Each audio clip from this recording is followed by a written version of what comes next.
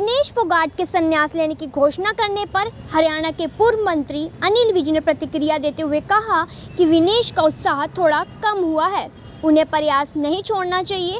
विज ने कहा कि विनेश को गोल्ड मेडल लाने का जो प्रयास है उससे पीछे नहीं हटना चाहिए। जो इस ओलंपिक में नहीं हो सका वो अगले ओलंपिक पूरा करना चाहिए। विनेश फोगाट को भी अपनी जो लड़ाई है गोल्ड मेडल लेने की, जो प्रयास है, उससे पीछे नहीं हटना चाहिए, उस पर लगातार लगना चाहिए।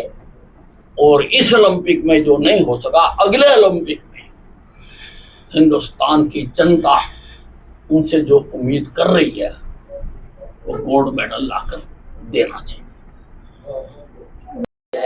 ऐसा होता है कि अब वो बिल्कुल गोल्ड मेडल के नजदीक थी, परंतु उनका वेट ज्यादा होने के कारण उनको वहां से जो वो नहीं प्राप्त कर पाई, वो थोड़ी सी उत्साह उनका कम हुआ है। लेकिन मैं उनको कहना चाहूंगा कि उनको अपने प्रयास नहीं छोड़ने चाहिए। मुझे आज एक बचपन में पढ़ी हुई इंग्लिश की कविता याद आ रही है, king Bruce and the spider. एक किंग ब्रूस था, उसने हमला किया, वो हार गया, आके गुफा में छुप गया। वहां पर उसने देखा एक स्पाइडर किसी धागे से ऊपर चढ़ने की कोशिश कर रहा था। वो ऊपर चढ़ता था, गिर जाता था, चढ़ता था, गिर जाता था, चढ़ता था, गिर जाता था। लेकिन जब तक वो अपनी मंजिल तक नहीं पहुंच गया, उसने अपना प्रयास नहीं छोड़ा।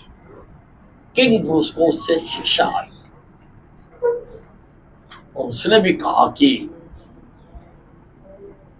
आखिरी दम तक प्रयास करना चाहिए। वो गुफा से बाहर निकला और उसने अपनी विरोधी सेना पर हमला किया और वो जीत गया।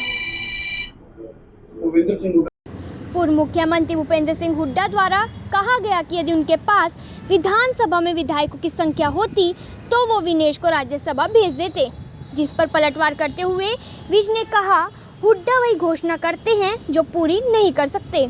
यदि देना ही है तो विनेश को 6 करोड़ गोल्ड मेडल मिलने पर दी जाने वाली राशि अपने पास से दे दें। ऐसा है, हुड्डा जी की एक आदत बन गई है, वो वही घोषणाएं करते हैं जो वो पूरी नहीं कर सकते। उनका पिछला सारा रिकॉर्ड देख लो, उनको पता है कि उनकी संख्या नहीं है, तो वही चीज वो देने की बात करते हैं। हमेशा यही बात करते हैं जो वो नहीं दे सकते हैं। अगर उन्होंने देना ही है तो वो तो बहुत पैसे वाले आदमी हैं। फोगाट को गोल्ड मेडल जीतने से जो इनाम मिलना था, जो 6 करोड़ रुपए है, जो मैंने किया था जब मैं खेल मंत्री था, तो 6 करोड़ रुपए उसको दे दें। अगर इनके दिल में इतना ही हमदर्दी आ रही है, वो बात देने की क्यों बात कर रहे हैं जो वो कर ही नहीं सकते। आप इनकी सारी घोषणाएं देख लो,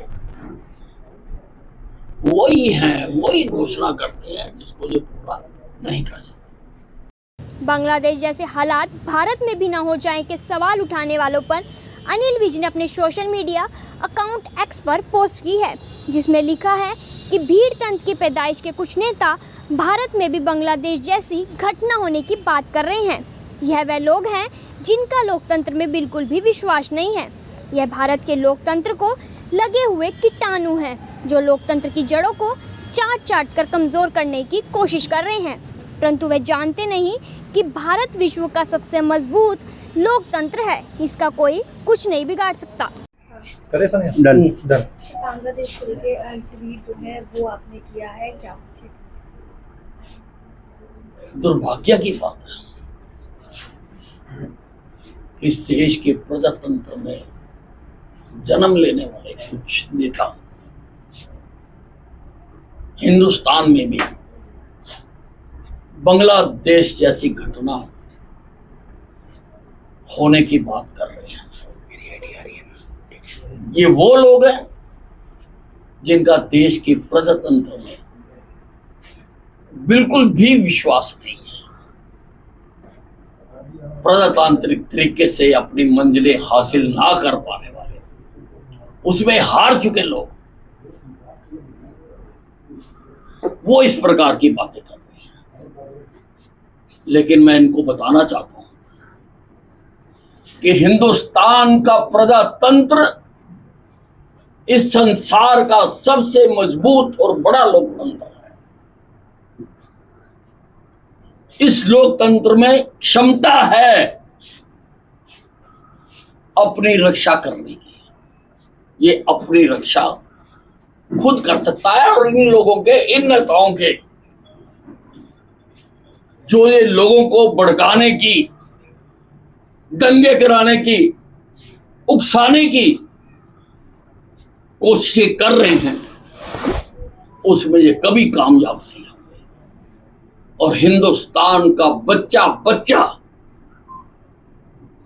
इस लोकतंत्र के लिए, इस लोकतंत्र के बचाव के लिए अपने प्राण न्यौछावर कर देगा, लेकिन इस देश के लोकतंत्र पर कोई आंच नहीं आने देगा।